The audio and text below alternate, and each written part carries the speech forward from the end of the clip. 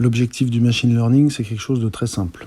Il s'agit de trouver le lien entre une variable qu'on appelle variable expliquée, par exemple le chiffre d'affaires quotidien, et toute une série de variables qu'on appelle les variables explicatives. Le lien entre les deux, il est mathématique, on appelle ça un modèle. Pourquoi modéliser ? Parce qu'une fois qu'on a un modèle mathématique, on peut prédire et optimiser. Prenons par exemple un marchand de glace dans le sud de la France.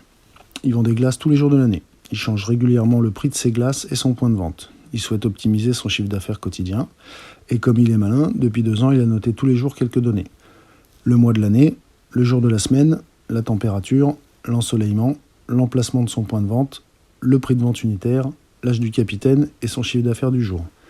Il a donc un jeu de données d'environ 720 lignes et 7 colonnes, qu'on peut résumer dans un tableau. On sait déjà que certaines variables auront un impact fort sur le chiffre d'affaires et d'autres auront peu ou pas d'impact. Mais on laisse le machine learning trouver ça pour nous. Qu'est-ce qu'on fait ensuite ? On donne à l'ordinateur 80% des données pour qu'il trouve le modèle mathématique. Pour les 20% restants, on ne lui donne que les variables explicatives et on le laisse calculer le chiffre d'affaires avec son modèle.